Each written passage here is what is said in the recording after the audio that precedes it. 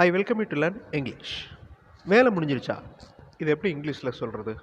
Complete work அப்படின்னு சொல்லணுமா, is work finished அப்படின்னு கேட்கணுமா, இல்லை ஒர்க் ஃபினிஷ்ட் அப்படின்னு கேட்கணுமா?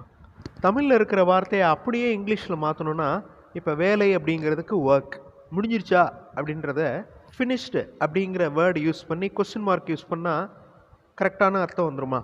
வராது. பட் மீனிங் கன்வே ஆயிரும். நம்ம என்ன சொல்ல வர்றோம் அப்படிங்கிறது கன்வே ஆயிரும். But this is not the correct format. The answer is work finished?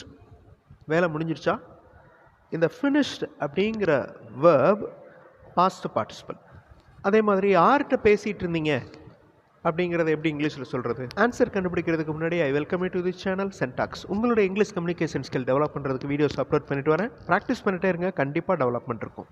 யார்கிட்ட பேசிகிட்டு இருந்தீங்க? 3 ஆப்ஷன்ஸில் எந்த ஆப்ஷன் கரெக்ட்? 3 ஆப்ஷன்ஸையுமே ரீட் பண்ணி பாருங்கள். கிராமட்டிக்கலாக கரெக்டாக இருக்கிற ஆப்ஷனை நீங்கள் செலக்ட் பண்ணணும். வீடியோ பாஸ் பண்ணிவிட்டு ஆன்சர் கண்டுபிடிங்க. ஆன்சர் ஃபியூ செகண்ட்ஸில் டிஸ்பிளே ஆகும்.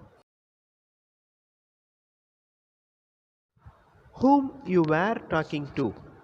இந்த டூ அப்படிங்கிற ப்ரிப்போசிஷன் கடைசி வந்திருக்கு பாருங்கள். ஹூம் you where talking to. Who you are talking அப்படின்னா நீங்கள் யார் பேசிகிட்டு இருக்கிறதுக்கு. ஹூ இஸ் டாக்கிங் அப்படின்னா யார் பேசி கொண்டு இருப்பது. எனக்கு மெசேஜ் பண்ணலையா? Negative sentence. வீடியோ பாஸ் பண்ணிவிட்டு எந்த ஆப்ஷன் கரெக்ட் அப்படிங்கிறத கண்டுபிடிங்க.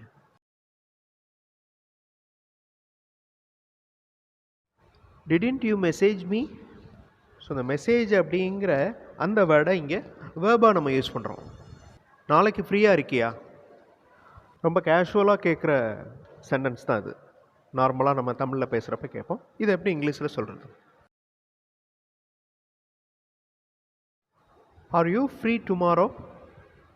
நீங்கள் நாளைக்கு ஃப்ரீயாக இருக்கீங்களா? R you free tomorrow. நான் நிறைய வீடியோஸில் சொல்லியிருக்கேன், இந்த மாதிரி வேர்பில் ஆரம்பிக்கிற கொஸ்டின்ஸ் வேர்பல் கொஸ்டின்ஸ் அப்படின்னு அர்த்தம். ஸோ இன்னொரு டைப் கொஸ்டின் இருக்குது, அது நம்ம எல்லாருக்குமே தெரிஞ்சது தான். வாட், வென், விச், இந்த மாதிரி WH கொஸ்டின்ஸ். ஸோ WH கொஸ்டின்ஸ்க்கு ஆன்சர் பண்ணுறப்ப விரிவாக இருக்கும், அதாவது எக்ஸ்பிளனேட்டிவாக இருக்கும். ஓகே, இந்த மாதிரி yes or no type questions verbal questions, அதுக்கு இன்னொரு பேர் எஸ்ஆர்னோ டைப் கொஸ்டின்ஸ். இந்த வேர்பல் கொஸ்டின்ஸ் கேட்டால் அதுக்கு ஆன்சர் ஃபஸ்ட்டு வேர்டு எஸ்ன்னு ஆரம்பிக்கணும், இல்லை நோ அப்படின்னு ஆரம்பிக்கணும். இப்போ இந்த கொஸ்டினுக்கே ஆன்சர் சொல்லி ப்ராக்டிஸ் பண்ணுங்கள். Are you free tomorrow. நீங்கள் நாளைக்கு ஃப்ரீயாக இருக்கீங்களா? No, I am not free tomorrow. இல்லைனா yes, I am free tomorrow. இந்த 2 ஆன்சரில் ஒரு ஆன்சர் வரும். ஸோ ஆன்சர் எஸ் அப்படின்னு ஆரம்பிக்கணும், இல்லை நோ அப்படின்னு ஆரம்பிக்கணும். நேற்று நைட் லேட்டாக தூங்கினேன். வீடியோ பாஸ் பண்ணிவிட்டு இந்த சென்டென்ஸை எப்படி இங்கிலீஷில் சொல்கிறது அப்படின்னு கண்டுபிடிங்க.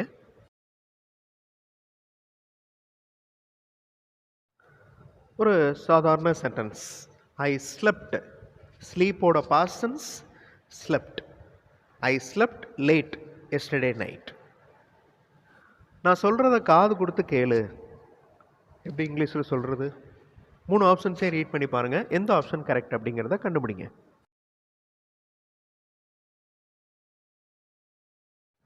Give me your ears.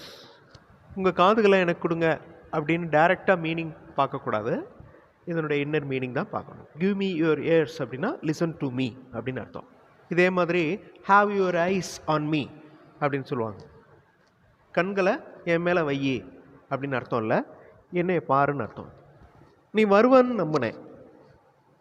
Okay, இந்த சென்டென்ஸை எப்படி இங்கிலீஷில் சொல்கிறது?